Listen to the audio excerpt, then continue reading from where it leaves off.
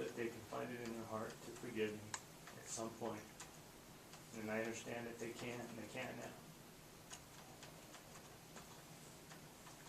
But I just want them to know that I am truly sorry.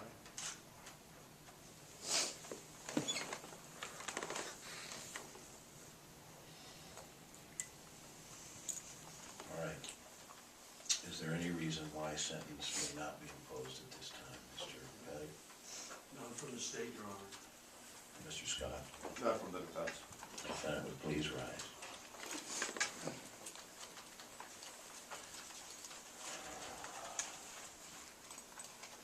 Well, let me make a brief statement before I impose sentence.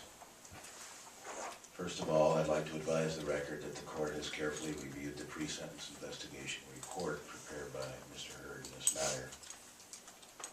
The court has taken note of the defendant's prior criminal record, which is not insignificant, I might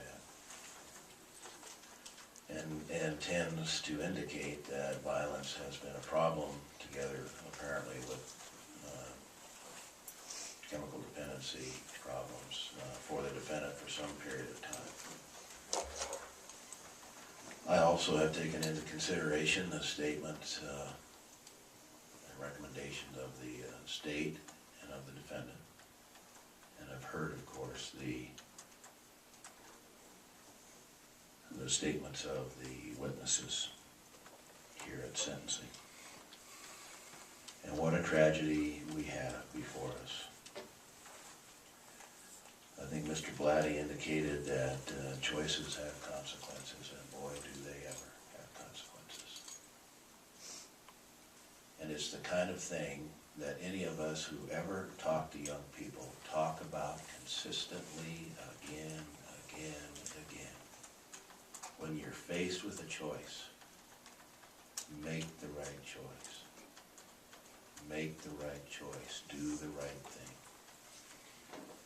Coupled with that responsibility that's owed not only to oneself but to society is a grave concern the court has about how this society now views the value of human life.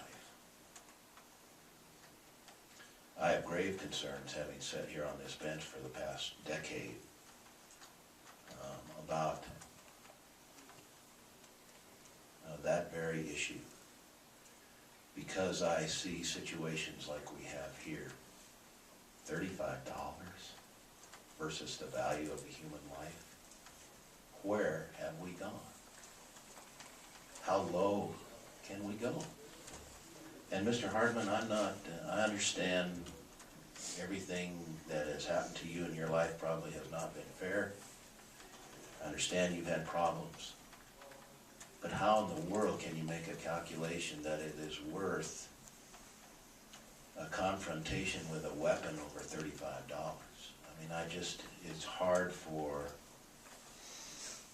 someone to take that in.